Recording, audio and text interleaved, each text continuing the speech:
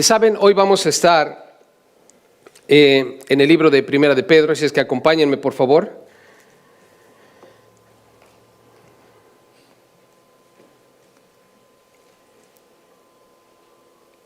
Primera de Pedro capítulo 2. Primera de Pedro capítulo 2. Vamos a leer los primeros 10 versículos y quiero compartirles hoy, continuando en lo que hemos estado leyendo, la gracia de Dios nos ha dado identidad. Nosotros tenemos una identidad que debemos entender en primer lugar y debemos vivir de acuerdo a esa identidad que el Señor nos ha dado. Entonces, vamos a leer los versículos para que podamos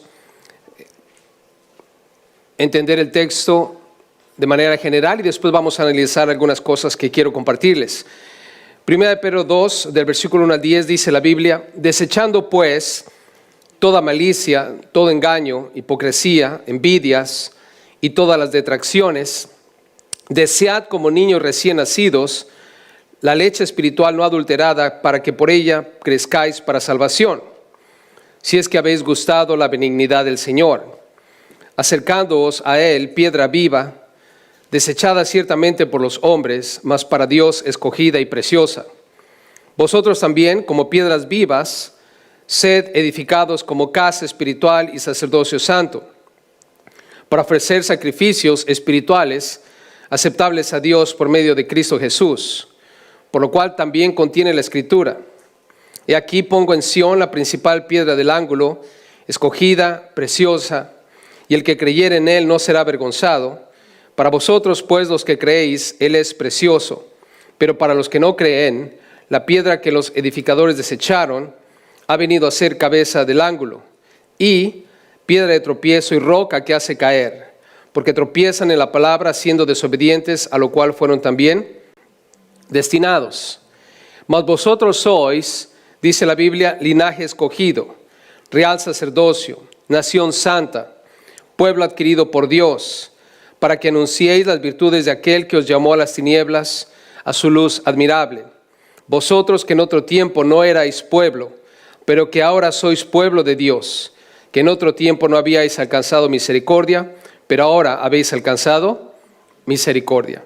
Padre bueno, que tu palabra, Señor, en este momento nos llene, nos dé entendimiento y que podamos entender la identidad que tu gracia nos ha dado ahora como hijos tuyos, como tu pueblo. Padre, gracias por tu palabra e instrúyenos, te pido en el nombre de Cristo Jesús. Amén. Saben, hermanos, en el texto vamos a considerar tres asuntos importantes. ¿Cuántos asuntos? Tres. Lo primero es que Pedro nos va a comparar como recién nacidos. Nosotros somos como recién nacidos y vamos a entender lo que eso implica, pero también el versículo nos dice más adelante, el versículo 4 al 8, que somos como piedras vivas. Somos como piedras vivas, o sea, recién nacidos, piedras vivas. Y después al final, del versículo 9 al 10, nos vamos a dar cuenta de que somos el pueblo de Dios. Esa es la identidad que tenemos ahorita, como recién nacidos. No es que seamos recién nacidos, somos como, no es que seamos piedras, aunque algunas veces parece que somos piedras, ¿verdad que sí? Lentos para entender y no somos prontos para hacer lo que Dios dice. Pero dice la Biblia que somos como piedras vivas y somos el pueblo de Dios. Hablemos acerca de el ser como recién nacidos. En lo que hemos estado leyendo hasta este momento, nosotros hemos sido salvos por gracia. Dios tuvo la bondad de salvarnos, escogernos, llamarnos, nos santificó, nos apartó. Y hay una relación que ahora tenemos con Dios. ¿Estamos de acuerdo que tenemos una relación con Dios? Él es nuestro Padre, nosotros somos sus hijos. Estamos conectados gracias a Cristo Jesús. Y en el capítulo 1, al final del capítulo, si recuerdan, hablamos acerca de cómo la gracia nos lleva a una vida que ama y tenemos que amar. ¿Cuántos están de acuerdo conmigo que debemos amar? Amar a Dios y amar a nuestro prójimo como a nosotros mismos. Es el amor lo que va a caracterizar al cristiano. Y es el amor que va más allá del amor que podemos dar, que es normal para todos. El amor filial, el amor eros, ese amor es natural para todos. No necesitamos a Dios para amar de esa manera, pero para amar más allá de lo que es ese tipo de amor que nos une como hermanos en la carne o familiares, necesitamos a Dios y Dios está buscando que amemos de esa manera. Pero ahora, dice Pedro aquí, ustedes son como recién nacidos, o tienen que analizarlo desde esa perspectiva y piensa conmigo por un momento, ¿cómo es un recién nacido? Ustedes que están casados y tuvieron la oportunidad de ver a sus hijos nacer, ¿qué es lo primero que hacen las enfermeras cuando el bebé nace? Lo limpian, lo arreglan y se lo entregan ¿a quién? A la madre, ¿verdad? Y la madre lo pone en su regazo y después viene la conexión con la mamá, ¿verdad? Lo primero que hace empieza a amamantarlo, ¿no? ¿Verdad que sí? Y a través de esa relación se lleva a cabo una conexión. Y en verdad, el recién nacido está bajo la protección de su madre. Y obviamente de su padre también, pero el recién nacido viene a una total dependencia de aquellos que le dieron vida. Entonces, poniendo en el plano nuestro, hermanos, tú y yo tenemos y debemos tener una total dependencia de aquel que nos ha dado vida. Y esa persona es Dios. Por eso es la idea de Padre Nuestro, es una relación. Yo estoy en una total dependencia de lo que Dios tiene para mí y puede hacer para que yo crezca y pueda estar sustentado todo el tiempo y protegido. Pero ahora, en el versículo 1, Pedro, hablando acerca de nosotros como recién nacidos, pone algo bajo nuestra responsabilidad. Hay algo en nosotros que debemos eliminar, dice en el versículo 1, desechando pues, y habla de toda malicia, todo engaño, hipocresía, envidias y todas las detracciones. Y básicamente, Pedro nos habla de 3 asuntos en particular aquí que van a impedir que tú y yo amemos. Y como recién nacidos, necesitamos eliminar esto de nuestras vidas porque va a ser un obstáculo para el amor. Y la meta, recuerden, vean el versículo 22 en el capítulo 1, el versículo 22 y 23, capítulo 1 de 1 de Pedro.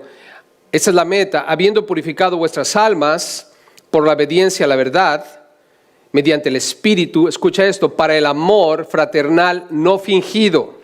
Amaos unos a otros entrañablemente de corazón puro, siendo renacidos.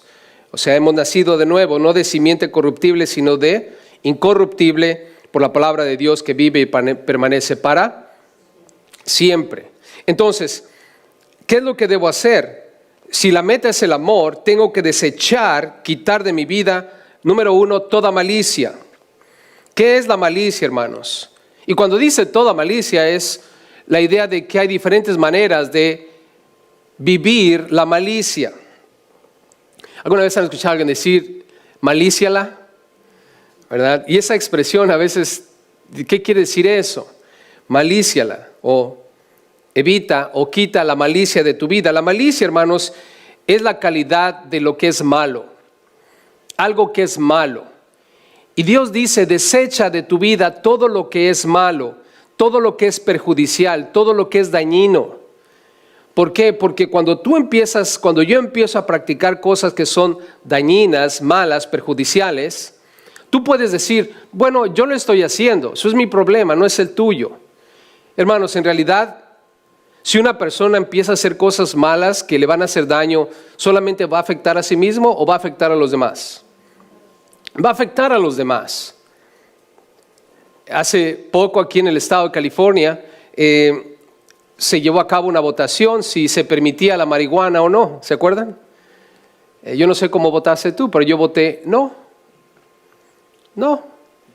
Y escuchaba yo las conversaciones del por qué sí, el por qué no. Y algunas personas respondían diciendo, bueno, a mí realmente no me importa si sí o si no, porque a mí no me va a afectar absolutamente en nada. Absolutamente no me va a afectar en nada, mientras yo no fume marihuana. Ahora la pregunta es, ¿realmente no nos afecta, hermanos? ¿Se han dado cuenta que en los dispensarios de marihuana hay guardias? No sé si se han fijado, hermanos, pero hay guardias bien armados. El otro día pasé por uno y pensé que el FBI estaba haciendo un arresto o algo. Pero no, me di cuenta después que eran guardias que estaban cuidando la marihuana de ese dispensario.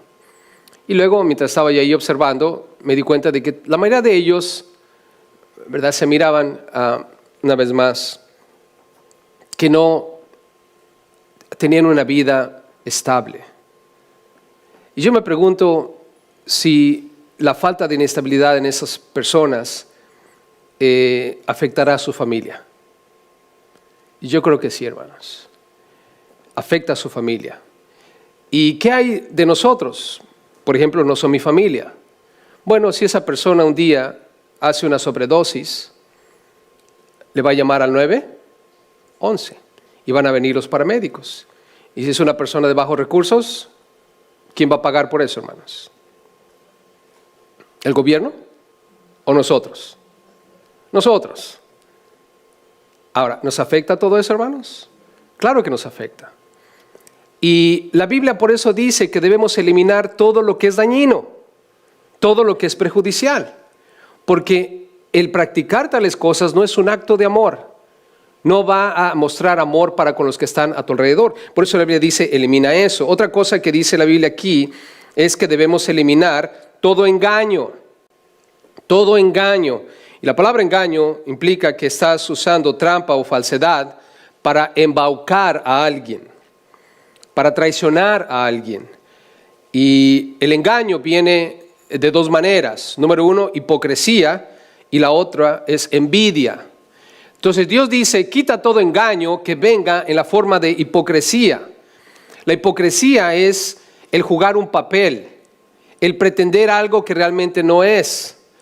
Es como cuando vemos películas. En una ocasión vi una película en donde el personaje se llama Nicky Cruz. Y es una historia real, es una vida real. Pero el actor que hizo el personaje se llama Eric Estrada. No sé si conocen a Eric Estrada. Ahora, yo vi la película, ¿verdad? Y Eric Estrada es una persona bien parecida, ponchada y todo lo demás, ¿no? De hecho, creo que en una serie se llamaba Poncharelo, ¿no? Era el motociclista. Bueno, vi la película y entonces ese actor representó el papel de Nicky Cruz. Y un día llegó a mi ciudad Nicky Cruz. Él era un pandillero en Nueva York que se convirtió a Cristo y eventualmente cambió y transformó su vida y se convirtió en un evangelista. Y un día a mi ciudad llegó Nicky Cruz, iba a estar en una arena. Y dije, voy a ir a ver a Nicky Cruz. Ahora, cuando llego a la arena, estoy buscando a Nicky Cruz. Y estoy buscando a un muchacho bien parecido y bien ponchado, ¿verdad? ¿Por qué? Porque en la película Nicky Cruz era bien parecido y ponchado. Y cuando sale Nicky Cruz, era un palito y bien feíto. Y dije, ¿qué pasó aquí? Me engañaron.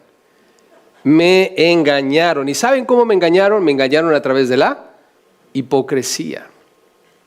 Alguien representó el papel de alguien que no era él. Era algo falso.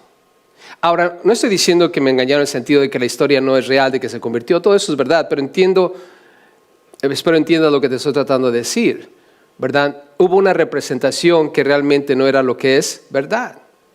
Y es un engaño. Y muchas veces nosotros como personas tendemos a hacer lo mismo. Actuamos, representamos algo que no somos. Especialmente dentro de la iglesia. ¿Verdad que es bien fácil representar el papel de cristianos aquí? ¿Cuántos ya se dieron cuenta de eso? Es bien fácil, ¿verdad? Viejo, vamos a la iglesia hoy. En la casa somos un desastre, ¿verdad? Pero ya cuando cruzamos el parking, una vez que entramos al estacionamiento, es como cuando en la obra de teatro se abre el telón.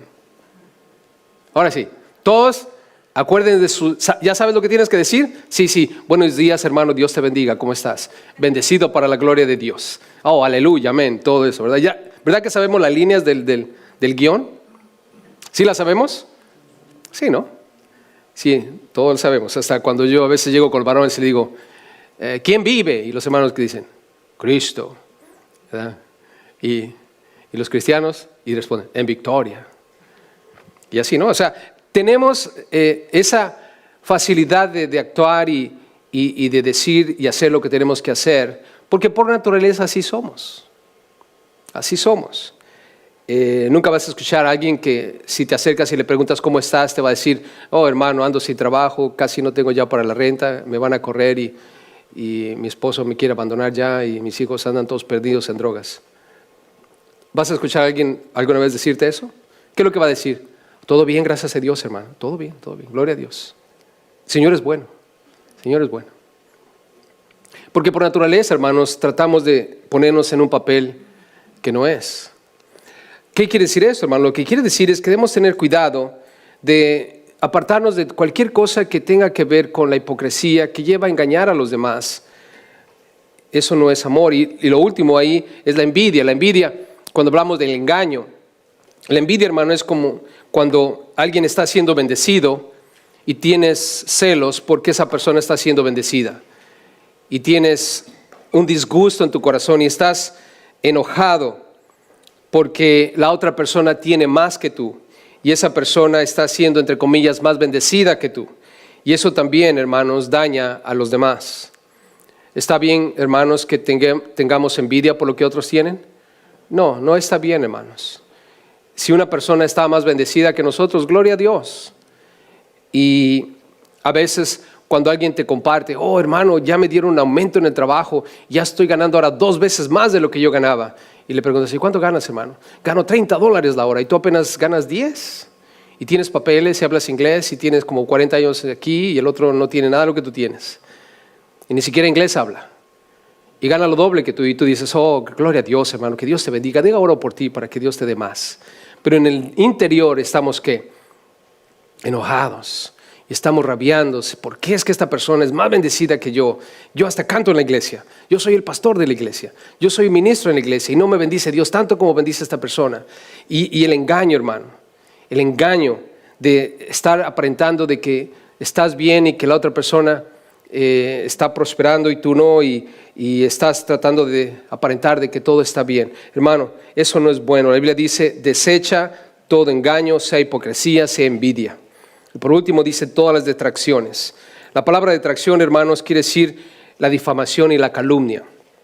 ¿Alguna vez se han encontrado hablando mal de alguien?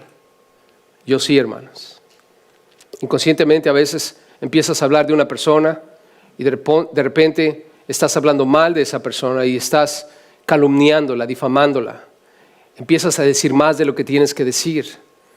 Y es a raíz de que por naturaleza así somos. Y eso tampoco expresa amor. Es mejor mantenerse callados cuando se trata de hablar de terceras personas. Hacer ciertos comentarios, pero tener cuidado de no ir más allá de lo que debemos. Porque a veces empezamos a añadirle cosas a la historia que eventualmente se convierte en chisme, murmuración, difamación. Y empezamos a destruir a los demás. Y Dios dice, debemos desechar eso. ¿Qué es lo que debo hacer? Al contrario. La Biblia dice aquí, observa el versículo 2, desecha estas cosas. Pero lo que tienes que hacer, lo que debemos hacer es desear como niños recién nacidos la leche espiritual, no adulterada, hermanos. ¿Qué debemos desear? La leche pura para el crecimiento. La palabra espiritual no adulterada está hablando allí de algo que es puro y que es verdad. Y nosotros debemos desear, el recién nacido, hermanos, lo que está anhelando de la madre es que le dé leche. ¿Estamos de acuerdo? Y va a llorar, va a patalear y va a hacer hasta lo imposible hasta que no tenga la teta en su boca. ¿Estás conmigo? Ahora, ¿qué quiere decir eso? Lo primero que yo necesito es un deseo. Y aquí está la oración, hermanos. Aquí está la oración. Debemos orar para que Dios nos dé un deseo. Esto es anhelar fervientemente algo que creemos necesitamos para continuar viviendo y seguir creciendo. El recién nacido en su ser ya tiene ese deseo. No podrá hablar, no podrá razonar, pero tiene el fuerte deseo de leche. Y la leche pura, hermanos. Entonces, ¿qué es lo que esto quiere decir? Que tú y yo debemos pedirle a Dios un fuerte deseo por leer la Biblia. Porque eventualmente nos vamos a dar cuenta que la leche es la palabra de Dios. ¿Estamos de acuerdo? Ahora, ¿qué pasa, hermanos, si no tengo el deseo? No vas a crecer. No vas a crecer. Observa a las madres cuando los hijos están creciendo. ¿Qué es lo que le dicen al niño? Come. Come. Y tienes que comer. Y lo llevan al hospital y le dicen al doctor, doctor, mi hijo no quiere comer. ¿Y por qué le dice la madre siempre al doctor que el hijo no quiere comer? Porque la madre quiere que el hijo coma, porque en su mente cree que el niño necesita comer, lo cual es real, tiene que comer, es lo básico, para que pueda crecer. Si no come, se va a morir. Y es la idea detrás de esto, hermanos. Dios lo que nos está diciendo es, como padre, como una madre, en el caso de la conexión de recién nacido, Dios nos está diciendo, tienes que comer, debes comer. Si no comes te vas a morir, si no comes no vas a crecer. Pero para que eso ocurra nosotros tenemos que tener un grande ¿qué? Deseo. Piensa por un momento, ¿cuánto deseo tienes de leer la Biblia? ¿Cuánto deseo? No toma mucho el pensar eso. ¿Cuánto tiempo lees la Biblia? Ahora, varones, ¿cuántos de ustedes tienen ganas de comer?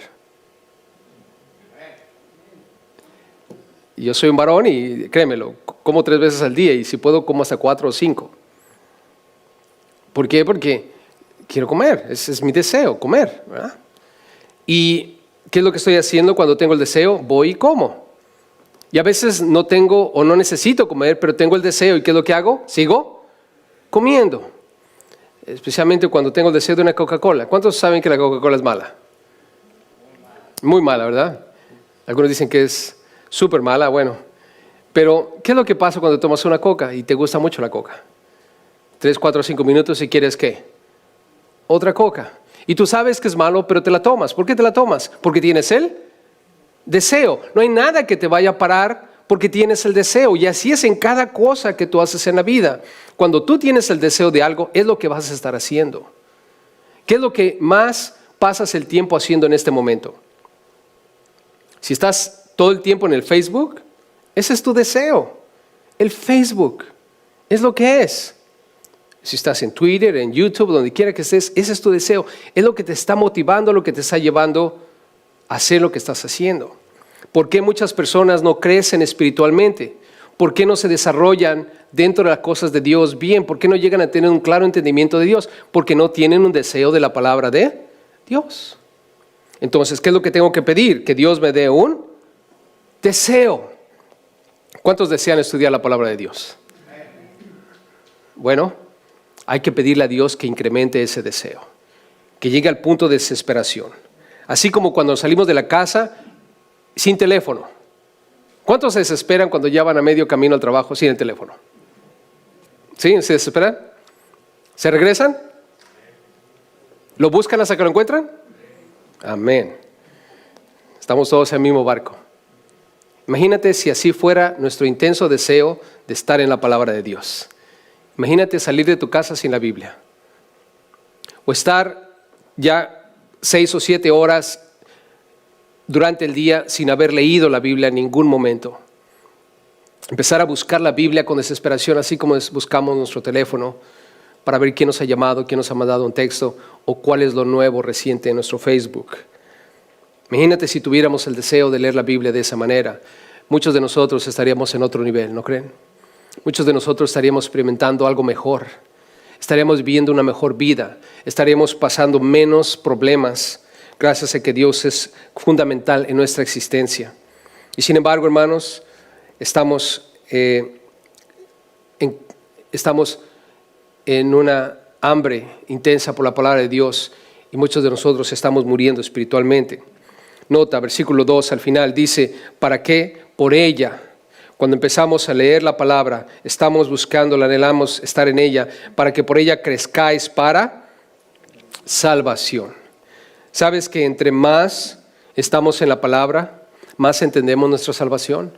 Más entendemos lo que Dios hizo por nosotros, más apreciamos su gracia, más apreciamos su misericordia. Y por esa razón, mucha gente cuando los ves en la iglesia y dices, ¿cómo es posible que esa persona no tenga esa pasión por adorar a Dios? ¿Cómo es posible que esa persona no tenga pasión por servir a Dios? ¿Cómo es posible que esa persona no tenga pasión de compartir de Dios? Y podemos ir a través de una lista larga de cosas que deberían caracterizarnos como hijos, como cristianos, personas que han sido salvas por Dios. La razón, hermanos, es porque no hemos crecido en nuestra salvación. No tenemos un pleno conocimiento de lo que Dios hizo por nosotros. ¿Cuántos hermanos ya entendimos que Dios nos sacó del infierno? ¿Cuántos ya entendimos claramente que nuestro destino eterno final era pasar una eternidad en el infierno con el diablo, con sus ángeles, atormentados eternamente? ¿Cuántos ya entendimos eso, hermanos? Y la pura idea de esa realidad causa que nosotros caigamos arrepentidos diciéndole, Dios, perdona cualquier cosa que haya cometido y esté cometiendo contra ti.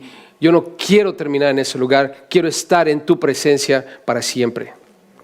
Solamente la persona, hermanos, que está leyendo las Escrituras, solamente la persona que está buscando entender la gracia y la misericordia y la fidelidad de Dios sobre su vida. Solamente la persona que como recién nacido está llorando, gritando para que le den la teta y pueda crecer para salvación. Y el estudio de la palabra de Dios, dijo un pastor, con el propósito de descubrir la voluntad de Dios, es la disciplina secreta que ha formado a los más grandes personajes. Y si tú, hermano, hermana, quieres ser un gran personaje en la vida, si quieres ser un hombre o una mujer de influencia, tienes que leer la Biblia. Tienes que buscar en la palabra la voluntad de Dios para tu vida. A alguien le hicieron una pregunta. Cuando tú mueras, ¿cómo quieres que la gente te reconozca? Cuando tú mueras, hermano, cuando tú mueras, hermana, en tu memorial, en tu funeral, ¿qué es lo que qué es lo que tú quieres que la gente diga de ti? ¿Qué es lo que la gente quieres tú que digan de ti? Espero en Dios, hermanos. Espero en Dios que el deseo nuestro sea que fuimos hombres y mujeres que buscaron hacer la voluntad de Dios a través del conocimiento de las Escrituras. Espero en Dios, hermanos, porque esa es la única cosa que deberíamos estar encomendados a hacer. En la palabra, buscar cuál es la voluntad de Dios para hacerla aquí en la tierra. Todo lo demás, hermanos, es vanidad y es vacío. Dice el versículo 3, si es que habéis gustado la benignidad del Señor. En otras palabras, siendo que ustedes han probado la bondad del Señor, siendo que ustedes han probado o gustado la benignidad del Señor. ¿Alguna vez han entrado a la Costco? Especialmente a la hora del almuerzo, buscando ir a donde están dando muestras de comida. Es la mejor manera de comer sin dinero. ¿No lo han hecho alguna vez? Si no tienen dinero para el lunch algún día y hay un Costco cercano, vayan ahí a las 12, a la hora de su break.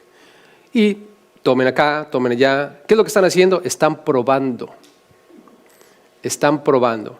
Pero ahora, ¿qué pasa cuando llegas a un localito ahí y pruebas algo? Les cuento que un día yo llegué ahí, había una salchichita ahí, en un papelito, ¿verdad? Agarré la salchichita y comí la salchichita y empecé a caminar. Dije, esta salchichita está bien buena. Dije, voy a regresar. Al fin que son gratis, ¿no? Me comí como 5 salchichitas durante el tiempo que estuve ahí. Ahora, ¿por qué regresé? ¿Por qué regresé solamente a las salchichitas? Ahora, me querían dar un licuado de no sé qué tantas verduras. Nada más el puro color de ese licuado me hizo correr. Ni siquiera me atreví a probarlo. Pero estoy seguro que a lo mejor si lo hubiera probado me hubiera gustado. ¿Qué hubiera hecho? Regresado. Por eso te dan una muestra. Es el gancho. Es el gancho, hermanos. Entonces, ¿qué es lo que Dios está diciendo aquí? Ustedes han gustado, ustedes han probado la bondad del Señor. Y esa debería ser una razón para regresar a la palabra. Hermanos, cuando ustedes y yo nos convertimos, probamos la bondad de Dios. ¿Por qué? Porque Dios nos mostró que éramos pecadores, Dios nos mostró que Cristo murió en la cruz, Dios nos hizo entender ese sacrificio, y en ese momento probamos, agarramos esa salchichita chiquita y nos la comimos. Entendimos que éramos pecadores, que Cristo murió, y en ese momento aceptamos a Cristo, y ese fue la primer probadita, el primer gusto que tuvimos de la bondad de Dios. Y una verdadera conversión, hermanos, es esa persona que regresa otra vez a las Escrituras, porque esa primera probadita de su salvación le dio a entender que Dios es bueno. Esto es algo bueno para tu vida. Y entonces, a través del tiempo, una verdadera conversión se convierte en regresar una y otra y otra y otra vez, porque te diste cuenta que esa probadita fue tan buena que te lleva a regresar a algo que te gusta y eventualmente te hace crecer para la gloria de Dios, hermanos. ¿Se acuerdan cuando Jesús dijo, el hombre no solo de pan vivirá, sino de toda la palabra que sale de la boca de quién, hermanos? De Dios. Un verdadero cristiano está leyendo las Escrituras siempre. Vean el versículo 4. Hablando de piedras vivas, somos como piedras vivas. Eso es algo simple, hermanos, que necesitamos entender. En primer lugar, somos como recién nacidos, pero ahora como piedras vivas. Y las piedras en aquel entonces eran usadas para construir edificios. El templo fue hecho de piedra. Las casas eran hechas de piedra. Mira lo que dice el Señor de ti y de mí, hablando de que somos como piedras vivas. Versículo 4, dice, acercándoos a Él. Está hablando de Jesús. ¿Cómo le llama la Biblia a Jesús? ¿Piedra qué? Piedra viva. Desechada ciertamente por los hombres, mas para Dios escogida y preciosa. Aquí está hablando de Jesús. Veamos en primer lugar, dice, Jesús es una piedra viva. Lo cual quiere decir, hermanos, que tenemos una relación como piedras vivas con una piedra viva. Nuestra relación es real, hermanos. Dios existe, es real. ¿Lo creen? ¿Cuántos creen que Dios está aquí en medio de nosotros, hermanos? ¿Lo crees? ¿Está aquí, hermanos? ¿Cuántos creen que Dios está en nosotros? ¿Está en nosotros, hermanos? Sí. Cuando tú andas caminando por las calles, Dios anda contigo, vive en ti. Cuando estás en tu casa descansando, Dios está allí contigo. Cuando estás en el trabajo, Dios está contigo, hermano. Dios es real. No estamos hablando con una foto, no estamos hablando con una estatua, hermanos. Los ídolos, dice la Biblia, de los hombres, las imágenes que han hecho los hombres, tienen oídos pero no oyen. Tienen ojos, pero no ven. Tienen nariz, pero no huelen. Tienen pies, pero no pueden caminar. Tienen manos, pero no pueden tocar. Hermano, nuestro Dios tiene ojos y te puede ver. Tiene oídos y te puede oír. Tiene manos y te puede tocar.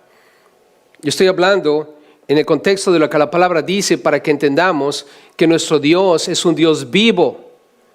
Nosotros sabemos que Dios es espíritu y no tiene un cuerpo como nosotros. Pero Cristo Jesús se encarnó y Él tuvo un cuerpo como nosotros. Hermanos, ¿Dios tocó a gente cuando estuvo Jesús aquí en la tierra? Sí. Imagínate a Juan el apóstol cuando se recargó en Jesús. Imagínate a Juan. Juan estuvo recargado en Dios, literalmente hablando, hermanos. Literalmente hablando. Esa mujer que se acercó con su perfume para lavar los pies de Jesús, hermanos, ella literalmente le lavó los pies a Dios. Estamos hablando de que tenemos una relación con una persona real, tan real como te estoy viendo a ti, tan real como un día, hermanos, lo vamos a ver en el aire. ¿Lo creen? Hermanos, hemos nacido de nuevo. Y tenemos una relación con alguien que tiene vida. Lo más interesante de esto, hermanos, es que un día vamos a resucitar juntamente con aquellos que murieron en Cristo y vamos a vivir para siempre. Pero nota lo que dice la Biblia aquí en el versículo 4, que esa piedra viva fue desechada ciertamente por los hombres. Nota, los hombres la desecharon. Los líderes judíos de aquel entonces dijeron: crucifícale.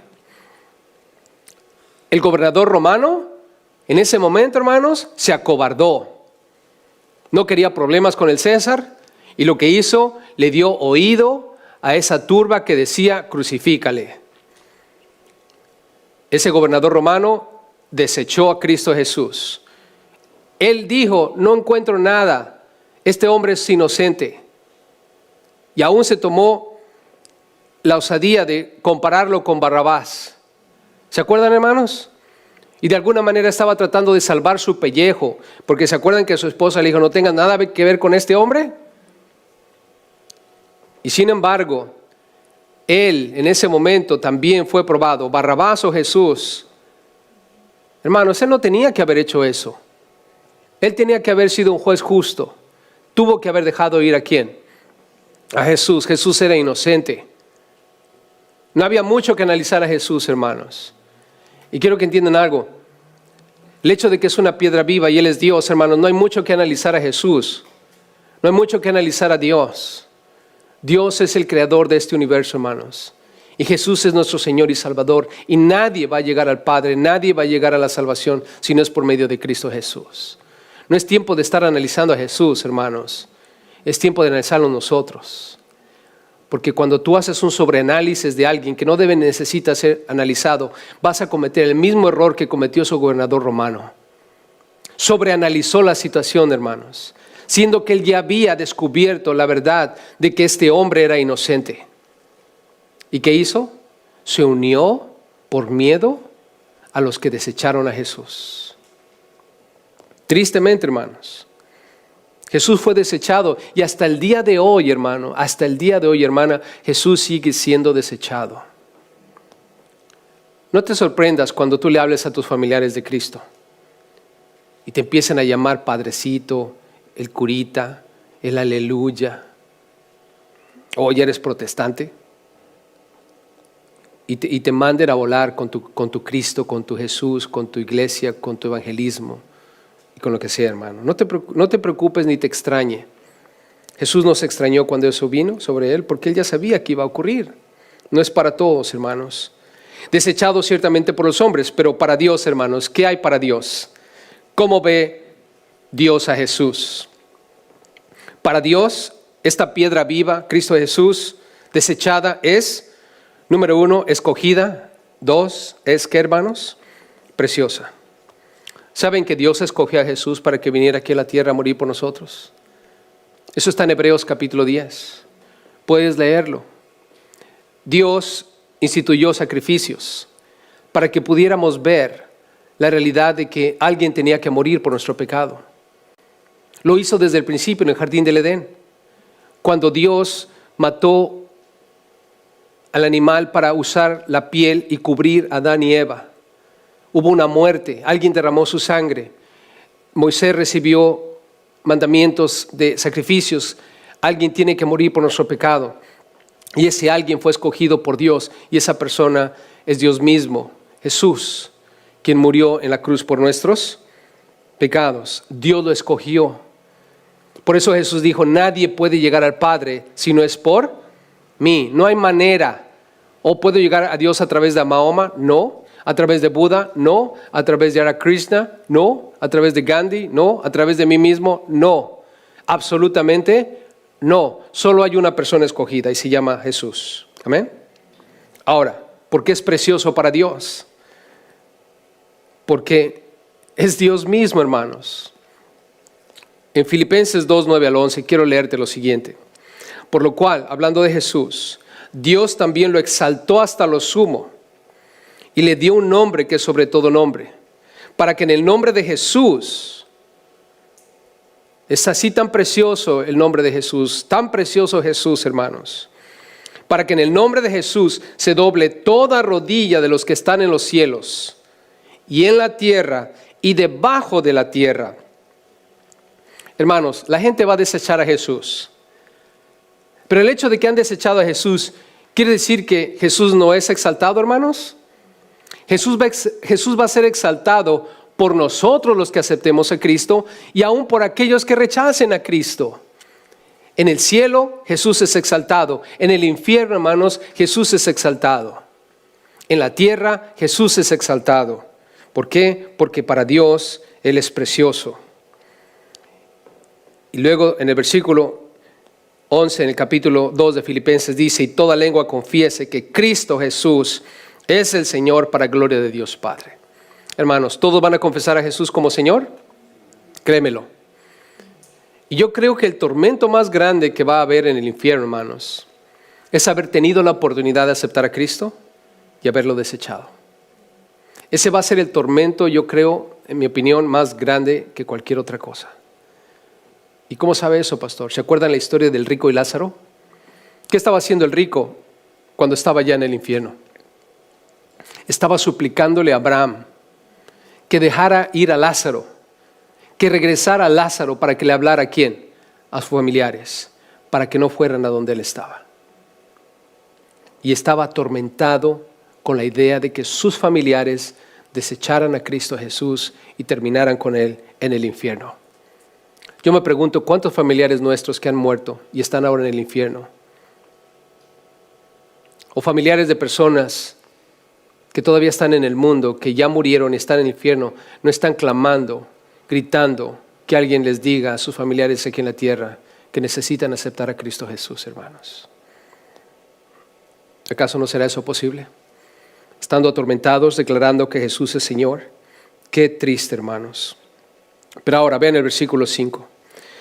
Hablando de que somos como piedras preciosas. Dice en el 5, vosotros también como piedras vivas, sed edificados. ¿Para qué sirven las piedras, hermanos? Para hacer edificios, ¿no es cierto? Vamos a ser edificados como ¿qué?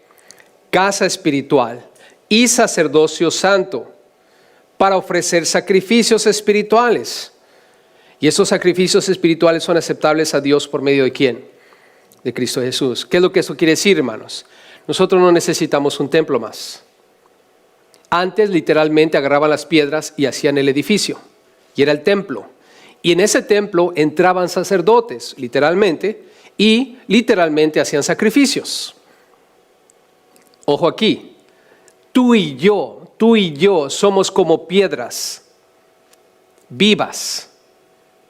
Entonces, tú y yo, los seres humanos que estamos en Cristo, somos ahora el templo del Espíritu Santo.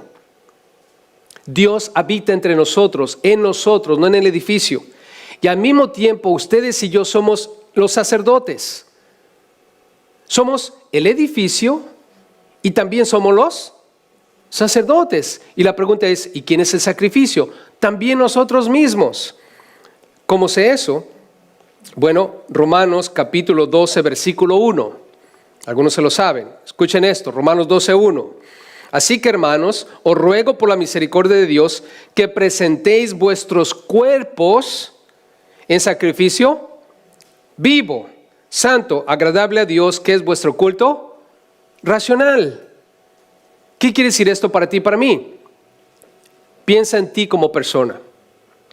Tú eres una piedra viva y tu hermano que está al lado es una piedra viva. Y juntos, con todos los hermanos en todo el mundo, somos el templo, la casa espiritual donde habita Dios. Entonces yo soy el edificio, pero también dentro del edificio está Dios. Y ahora yo también soy el sacerdote. No necesito un sacerdote, tengo acceso directo a Dios. Y yo mismo tengo que traer el sacrificio. Yo soy el que va a traer el sacrificio a Dios. ¿Y quién es el sacrificio? Mi cuerpo. Dice que presenta tu cuerpo en sacrificio vivo, santo, agradable a Dios. En otras palabras, eso es lo que es, hermanos. Yo debo usar mi cuerpo para agradar a Dios en todo. Y como sacerdote debo asegurarme de que se sacrifique este cuerpo para eso, no para otras cosas. Amén. Y lo estoy haciendo en la casa de Dios, que es este cuerpo mismo. Eso es lo increíble, hermanos, de lo que tenemos en Cristo ahora. Es una responsabilidad absoluta de nuestra parte, porque yo soy como una piedra viva. Ahora, eso es lo que yo tengo que hacer. Que mi cuerpo adore a Dios, y yo como sacerdote me voy a asegurar que se sacrifique en este lugar, cuerpo mío, que es habitación de Dios. Y cuando tú lo haces y cuando el otro lo hace, cuando todos lo hacemos como lo que somos, una casa espiritual de Dios, somos sacerdotes de Dios, somos el sacrificio de Dios, hermanos, somos un lugar propicio para que Dios habite en medio de nosotros. Y vamos a ser altamente bendecidos, porque ese sacrificio llega como olor fragante delante de Dios, acepto y agradable, hermanos. ¿Acaso no es glorioso eso, hermanos? La Biblia dice, versículo 6, nota, por lo cual también contiene la Escritura: he aquí pongo en Sión la principal piedra del ángulo. ¿Quién es la principal piedra del ángulo, hermanos? Cristo Jesús. Él es lo más principal, hermanos. Porque yo soy como una piedra viva. Tú eres como una piedra viva. ¿Estamos de acuerdo? Aquí todos somos piedras vivas. ¿Pero somos la piedra importante? No. Cristo Jesús es la piedra importante. El universo, hermanos, no gira alrededor de mi vida. Nosotros, el universo, giramos alrededor de Dios. Y lo más importante en nuestra vida debe ser Cristo Jesús. Él es la piedra principal. Nota, nos lo recuerda el versículo 6, escogida y preciosa por Dios. Y el que creyere en Él, ¿qué pasa, hermanos? ¿No será qué? Avergonzado. Hermanos, un día vamos a estar en el cielo con Cristo Jesús. Créemelo, lo que viene es maravilloso. Para vosotros, pues, los que creéis, Él es ¿qué? Precioso.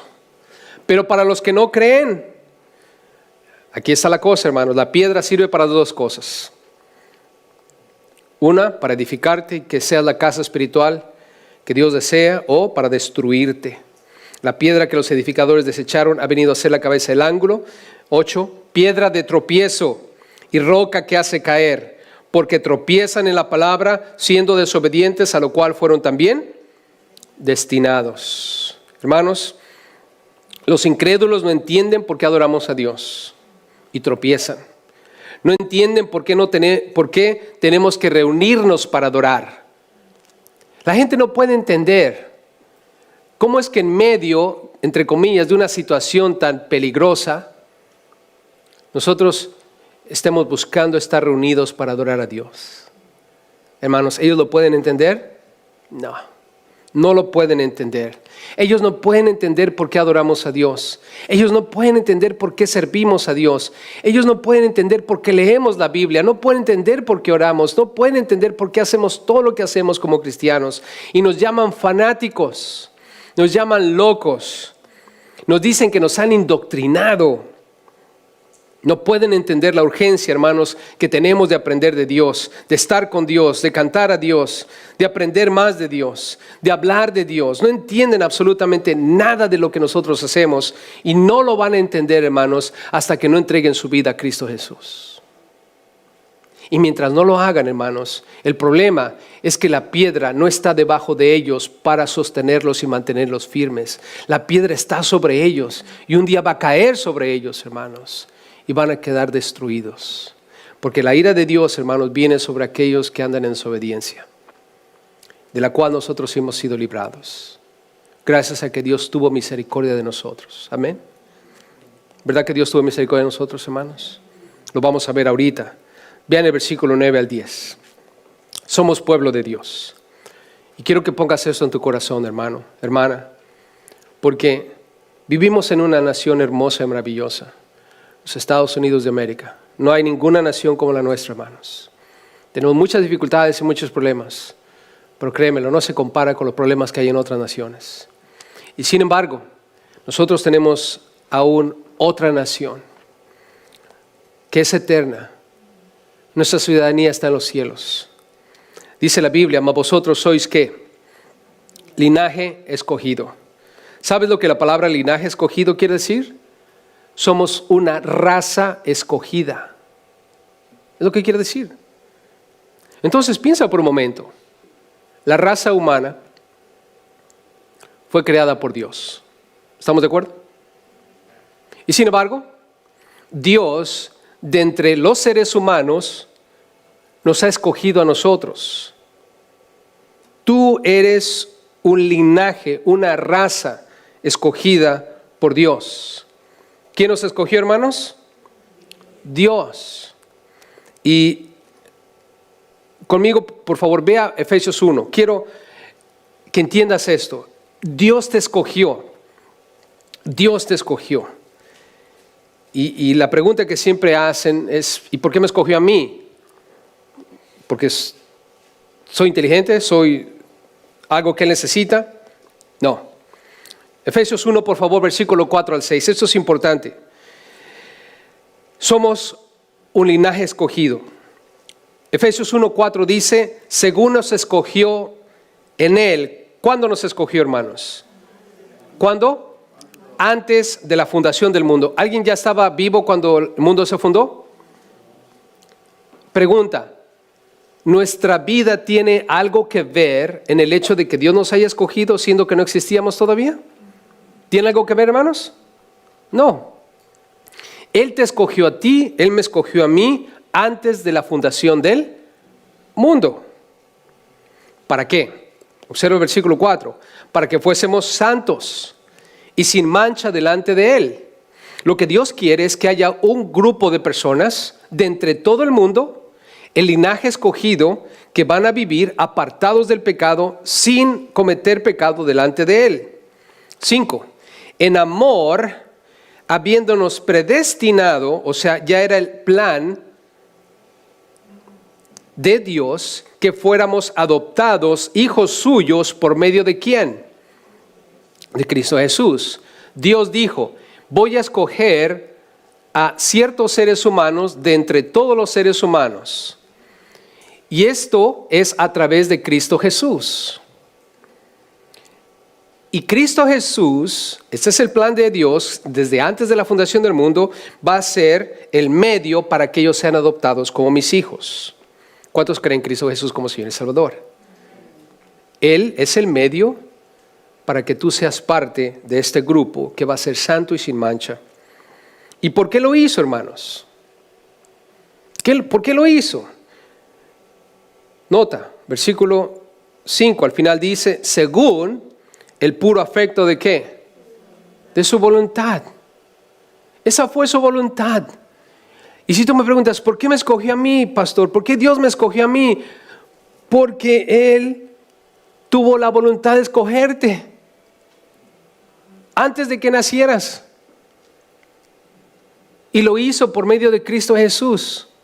Y ahora tú eres su hijo, su hija. Dale gracias a Dios de que no hubo nada de tu parte o de la mía para que nos escogiera, porque créemelo, si fuese así, Él no me hubiera escogido, porque no hay nada en mí que pueda favorecer el cielo. Al contrario, hermano, soy un pecador de primera y lo único que voy a hacer llegando al cielo es ensuciar el cielo. Porque soy un pecador, hermanos. ¿Y por qué fue de esa manera? ¿Por qué Dios escogió un linaje a cierto grupo de humanos para que fueran santos y sin mancha antes de que el mundo fuera creado por medio de Cristo Jesús? Y esa es la razón. Versículo 6. Para alabanza, ¿para qué, hermanos? Para la alabanza de la gloria de su ¿qué? De su gracia. ¿Qué es gracia? Recibir lo que no te mereces. ¿Quién de nosotros se merece el cielo, hermanos? Nadie. ¿Y cuándo te escogió Dios? Antes de que el mundo fuera creado. ¿Para qué? Para que hoy ninguno de nosotros diga, yo tuve la capacidad de escoger a Dios. Fui lo suficientemente inteligente para hacerlo. Hermano, no fue así. No fue así, hermanos. Dios te escogió. Dios me escogió. Y yo lo entiendo. Antes de que el mundo fuera creado, para que yo hoy dijese, Señor, gloria a Dios, porque tú me escogiste a mí. No nací en un país donde los cristianos son muertos, donde la religión es otra, que no es el cristianismo.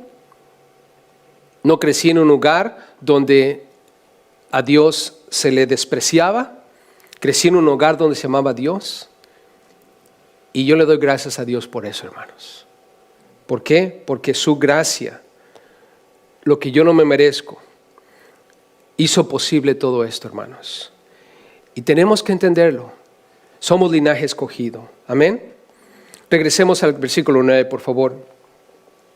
Linaje escogido. Otra cosa, somos real sacerdocio. Ya hemos hablado de eso, ¿verdad? Tenemos que traer nuestro sacrificio, nosotros mismos. Pero escucha, somos real sacerdocio. Ningún sacerdote en el Antiguo Testamento era real, solo eran sacerdotes. Porque la Biblia dice que nosotros venimos de un linaje escogido. ¿Y saben que Cristo Jesús es sacerdote según el orden de Melquisedec? Lo leímos en el libro de Hebreos. Los sacerdotes del Antiguo Testamento eran sacerdotes según el orden de Aarón, pero nosotros venimos del orden de Melquisedec. Y para mí Melquisedec no es otro sino Cristo Jesús. Él es rey y Él es sacerdote, es el sumo sacerdote de nuestras vidas, dice la Biblia en Hebreos. Por lo tanto, tú y yo somos también real sacerdocio. Pero escucha esto, somos nación, ¿qué, hermanos? Santa. Tienes que entender esto conmigo. Dios nos escogió, somos una raza escogida, una nación santa, apartada del pecado, cuya función es el real sacerdocio, presentar sacrificios, nuestra vida misma para agradar a Dios. Y es un pueblo que Dios adquirió. ¿Quién lo adquirió, hermanos? Dios. Dios adquirió ese pueblo. ¿Estamos de acuerdo, hermanos? Fuimos comprados por precio. El precio fue la sangre de Cristo Jesús, hermanos. Por lo tanto, tu vida y mi vida le pertenece a Dios. Y eso es lo que debemos hacer. Vean conmigo el versículo 9, en la parte final. Siendo que somos un linaje escogido, real sacerdocio, nación santa, pueblo adquirido, ¿qué es lo que debemos hacer, familia? Para que anunciemos las virtudes de aquel que nos llamó de las tinieblas a su luz admirable. ¿Quién nos llamó de las tinieblas, hermanos? Dios. Él nos llama. Nadie de nosotros tiene el poder para salvarse a sí mismo. Dios es quien nos trae de las tinieblas a la luz. Nosotros somos rescatados por Él. Y lo que tengo que hacer, hermano, hermana, es anunciar, proclamar, gritar las virtudes. Tengo que hablar de lo bueno que es Dios. Cuando cantamos, cuando estamos orando, cuando estamos predicando, debemos exaltar a Dios. Dios es bueno, Dios es grande en misericordia, Dios es lento para la ira, Dios es fiel, Dios es verdad, Dios es misericordioso, Dios es un Dios de gracia. Él es mi protector, Él es mi sanador, Él es quien va conmigo, Él es quien me defiende, Él es quien pelea mis batallas, Él es quien me salva, Él es quien me llama, Él es quien me escoge, Él es mi todo. Amén. Eso es exaltar, eso es anunciar las virtudes. ¿Y por qué lo hago, hermanos? ¿Por qué voy a anunciar esas virtudes? Porque dice el versículo 10 que en otro tiempo no éramos pueblo, éramos solamente un grupo de personas que pertenecían a esta nación, a este mundo, pero Dios nos escogió por su gracia. Pero dice el versículo 10, ahora sois pueblo de Dios, que en otro tiempo no habíais alcanzado misericordia, pero ahora habéis alcanzado misericordia.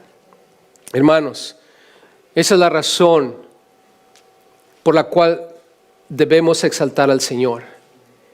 No solo porque Él me ha sacado de las tinieblas a la luz, sino porque ha tenido misericordia de mí, hermanos.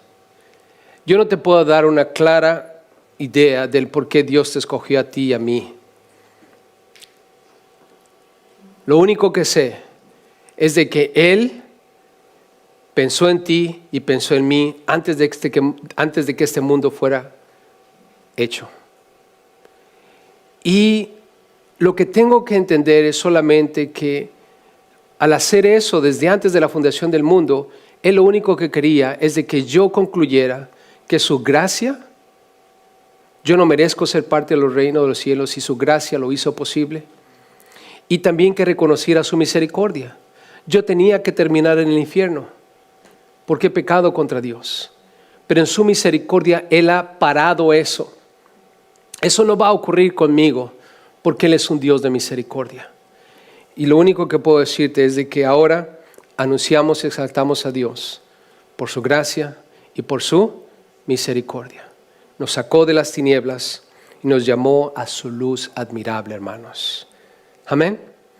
Tenemos una identidad. Te dejo con esto. Como recién nacido, pídele a Dios que te dé un deseo de leer la Biblia. Como piedra viva, recuerda, tú eres un edificio en donde Dios habita. Eres el sacerdote. Por lo tanto, asegúrate de que en ese edificio, tu cuerpo, tu vida, se lleve a cabo el sacrificio. Y el sacrificio es presentarte a ti mismo como ofrenda a Dios para agradar en todo al Padre. Y por último, recuerda que eres pueblo de Dios. Él te compró, Él te llamó, Él te escogió, Él te santificó. Él hizo todo por ti. ¿Y qué es lo que vamos a hacer? Glorificar a Dios, darle gloria y honra. Amén.